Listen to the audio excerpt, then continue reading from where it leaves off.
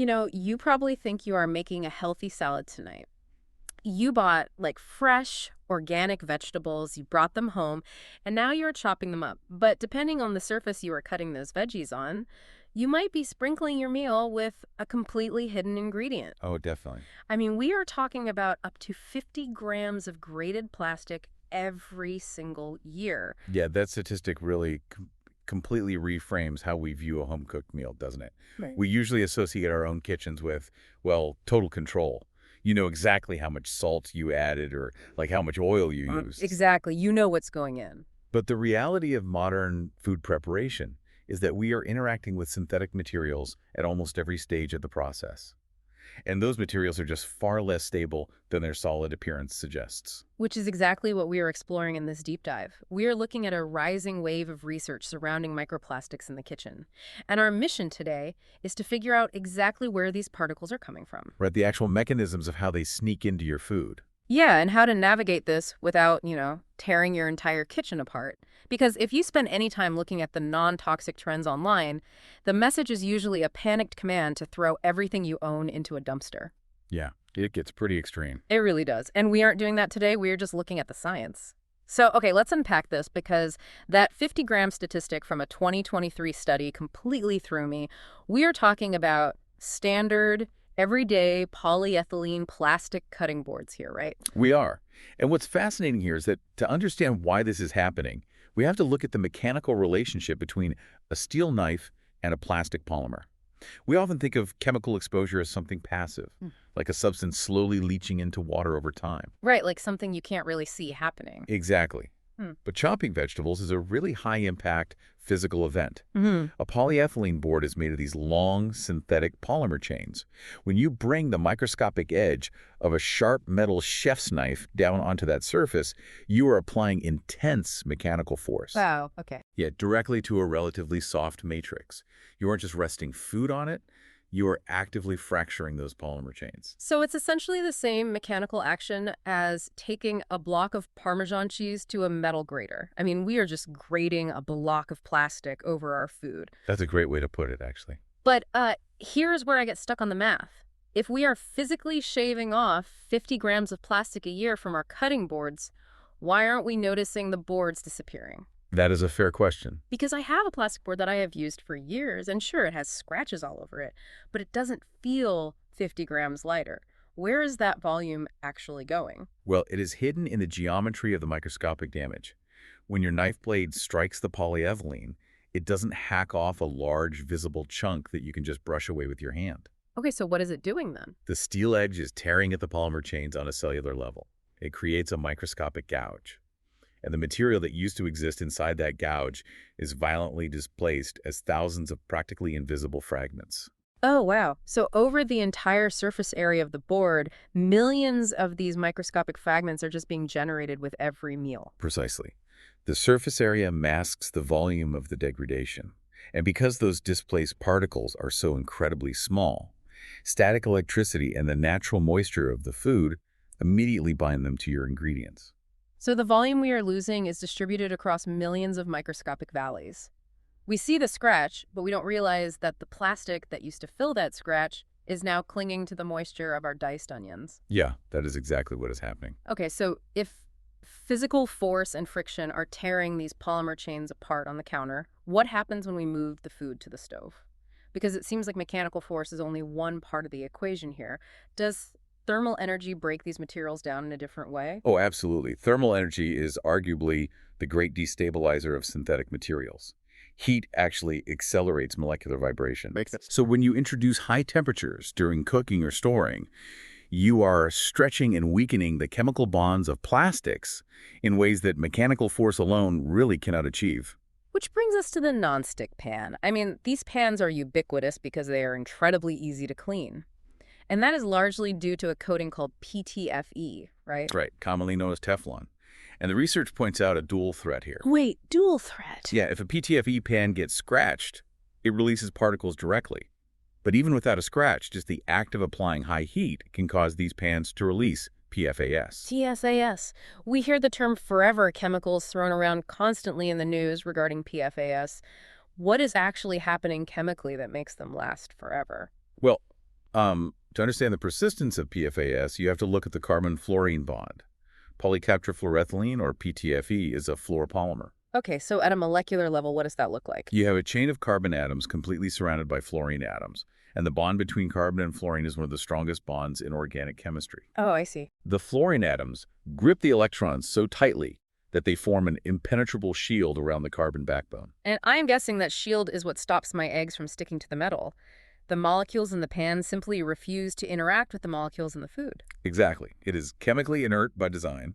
However, that exact same structural stability becomes a massive liability once those molecules detach in the pan. Because the bond is so strong. Right. Because the carbon-fluorine bond is, like, synthetic and incredibly strong, nature just does not have enzymes capable of breaking it down. Bacteria can't eat it, sunlight doesn't easily degrade it, and the human body cannot metabolize it. That is terrifying. Yeah, when you heat a scratched nonstick pan, the thermal energy vibrates the material enough to loosen fragments of this coating. Once those particles migrate into your meal and enter your body, they persist. They just accumulate. Here's where it gets really interesting, though. We have the mechanical grating on the cutting board and the thermal release of forever chemicals in the pan. But it seems like the most aggressive degradation happens when we combine heat with storage containers. Yes, definitely. Like, let's say you cook dinner, you put the leftovers in a plastic deli container, and the next day you heat that container in the microwave. A 2023 study in our sources looked at this specific scenario, and the numbers are just staggering. They really are.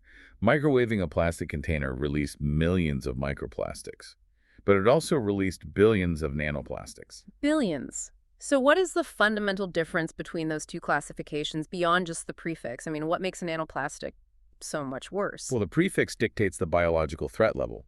A microplastic is generally defined as a fragment smaller than 5 millimeters. Think of a grain of coarse sand all the way down to a speck of dust. Okay, I can picture that. But a nanoplastic is, exponentially smaller. We are talking measuring in the billionths of a meter. To visualize the scale, if a microplastic is the size of a shipping container, a nanoplastic is the size of a single bolt on that container. Oh, wow. That is a massive difference. Right. And when you place a plastic deli container in a microwave, the intense, localized thermal radiation fundamentally compromises the structural integrity of the plastic on a subcellular level. It fractures the material into billions of these nanoscale fragments. Essentially brewing a microscopic plastic soup right in our lunch. I would assume that because a nanoplastic is so infinitesimally small, our body's natural filtration systems just don't know how to handle it. That is the primary concern among researchers right now. Because if I swallow a microscopic grain of sand, my digestive system just passes it through. Does the size of a nanoplastic allow it to bypass those biological barriers? Exactly. Biological barriers, like the intestinal wall or the blood-brain barrier, they act as the body's security checkpoints. They are designed to allow vital small molecules like nutrients and water to pass into the bloodstream. While blocking the larger toxins, right? Right. Microplastics are generally too large to slip through the cellular lining of your gut.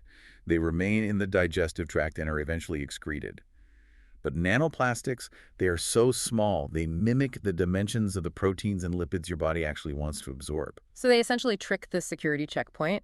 They are small enough to slip through the gaps between the cells in the gut lining and just enter the circulatory system. Yes, they do. And once they enter the bloodstream, they can be distributed to various organs. The danger scales inversely with size. The smaller the plastic particle, the more profound its access to our internal biology. That is a deeply unsettling image. And the sources note that the kitchen contamination doesn't even stop when the meal is over. It continues right into the cleanup phase. It does, yeah. We are all trying to keep our kitchens sanitary, but we might just be spreading a different kind of contamination. The article from Food and Wine focuses heavily on microfiber towels. People love these because they absorb water instantly and dry very fast. They do, but microfiber is just a marketing term for polyester and polyamide. Oh. It's literally just plastic yarn. Oh, man. It highlights a profound irony in how we approach cleanliness. When you wet a synthetic microfiber towel and aggressively scrub your kitchen counters, you are once again applying mechanical friction to a polymer. So the very act of scrubbing away bacteria is shedding hundreds of microscopic plastic threads in the wake of the cloth. You wipe down a counter to make it safe for food prep, but you're actually laying down an invisible matrix of synthetic fibers. Exactly. And add in the plastic wrap we use for the fridge or the dissolvable plastic casing around dishwasher pods. Yeah, it feels like the kitchen is a closed loop of synthetic exposure at that point. It really is a continuous cycle of degradation and distribution. Which brings us to the most crucial part of this discussion. We know the plastic is physically entering the food, but the scientific consensus on what happens next is incredibly tense.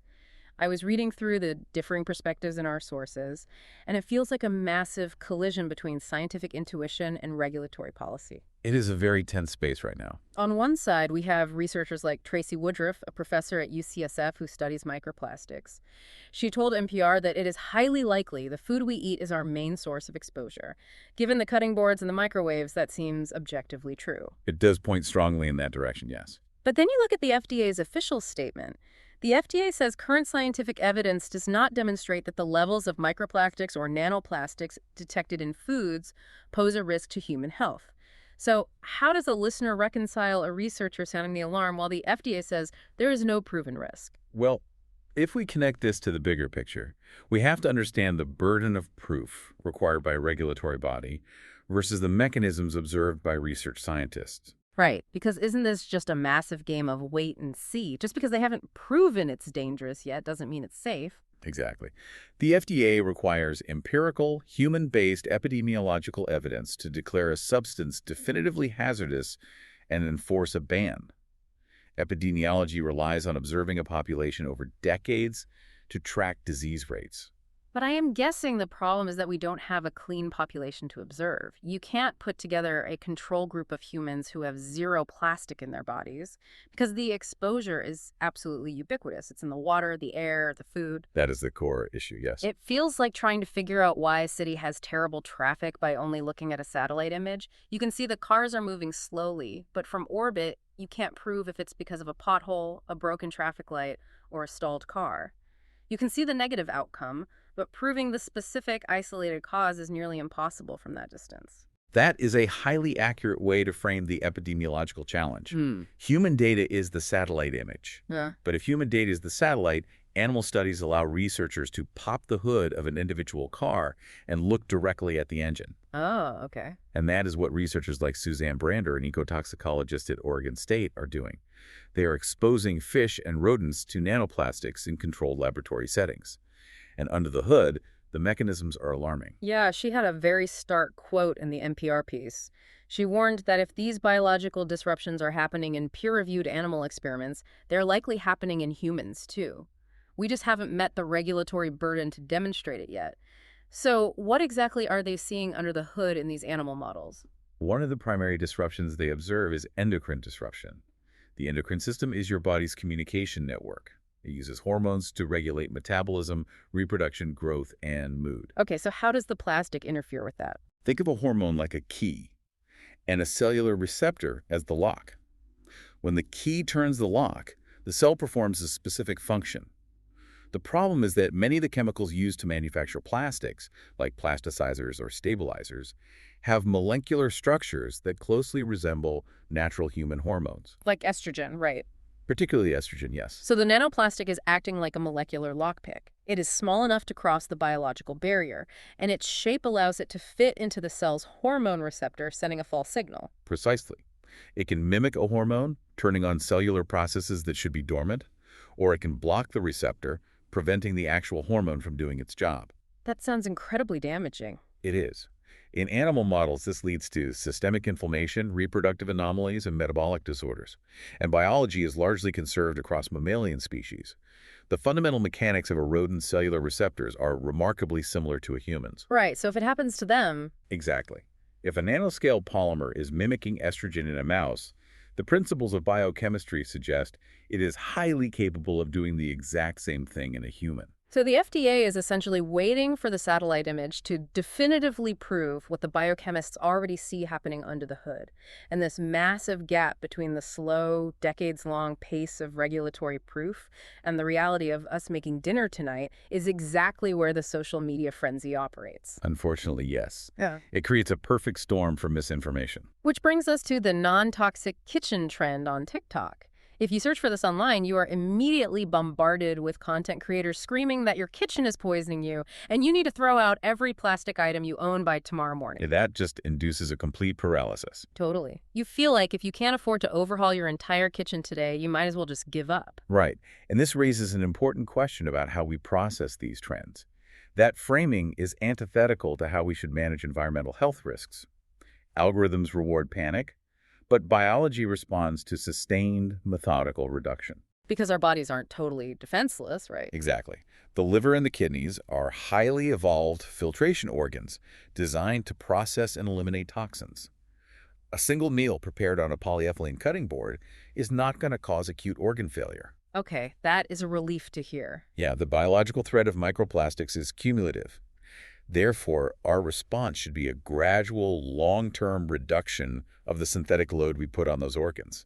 Panic is just not a scientific strategy. So what does this all mean for us? It's somewhat like deciding you want to improve your wardrobe. If you want to dress better, you don't take a trash bag, throw every single piece of clothing you own into a dumpster, and walk around with nothing until you can afford a completely new closet. No, that would be completely irrational. Right. You keep wearing what you have, but as items wear out, you make systematically better choices about what you replace them with. We can apply that exact same logic to our kitchen gear. Systematic replacement is the most rational path forward. You begin by identifying the vectors with the highest rates of transfer, specifically high-friction items and high-heat items. Okay, so the cutting board is the first to go when it gets worn out. Exactly. When your plastic cutting board becomes deeply scored and impossible to clean, do not buy another polyethylene board. Substitute it for a solid wood cutting board. Because wood is a natural organic material. Right. If microscopic wood fibers end up in your food, your digestive system treats it as cellulose, essentially dietary fiber, not a synthetic polymer. That makes a lot of sense. And we apply the same rule to the high heat items. When that stained plastic deli container finally cracks, you just replace it with a glass food storage container. Why is glass so much safer in a microwave anyway? Well, glass is an amorphous solid, typically made from silica. It is chemically inert and thermally stable at the temperatures used for cooking and reheating. So it doesn't break down like plastic does? No. It does not contain long polymer chains that fracture under microwave radiation, and it does not utilize synthetic chemical bonds that leach into your food. Okay, so by systematically replacing plastic with glass for thermal applications and wood for mechanical applications, you dramatically alter your long-term exposure profile. Yes, and you do it without incurring the financial or emotional stress of a sudden purge. Calm, methodical substitution. I love that. It shifts the power back to you, the individual. You don't have to wait for a 20-year epidemiological study to conclude, and you don't have to wait for the FDA to issue a sweeping mandate. You just make one slightly better choice the next time you need a new container. Exactly. You know, as we pull all of these threads together, the picture of our modern kitchen is definitely more complex than we usually admit. We are navigating a space filled with invisible synthetic interactions. We really are. You have the mechanical friction grating thousands of polymer fragments off the cutting board. You have the thermal energy releasing forever chemicals from the nonstick pan. You have the microwave fracturing plastic storage containers into billions of hormone-mimicking nanoplastics. And even the towels leaving synthetic trails across the counters. Right. The science is moving incredibly fast, and the regulations are lagging far behind. But recognizing those mechanisms doesn't require us to live in fear of our own homes. No, not at all. It just requires us to recognize where the friction and the heat are and slowly transition those specific touch points to glass, wood, or steel. Being well-informed doesn't mean being terrified. Exactly. It's about empowerment, not fear. I want to leave you with a thought to mull over, one that puts this entire deep dive into a slightly different perspective. We as a society spend an enormous amount of mental energy agonizing over single-use plastics out in the world. Oh, constantly. We stress about the plastic bags in the landfills, the water bottles on the beaches, and the straws in the ocean. We view plastic pollution as a massive external environmental crisis. But when you consider the sheer density of exposure, the billions of nanoplastics released into our food from a single heated container. The scale is just mind-boggling. It really is. Perhaps the most urgent plastic pollution problem we face isn't floating in the Pacific Ocean at all. It might be sitting right in front of us, on our dinner plates. The next time you are preparing a healthy meal, remember that being in control of your food also means being intentional about the surfaces that touch it. The most important ingredient for your long-term health might just be the invisible one you deliberately choose not to include.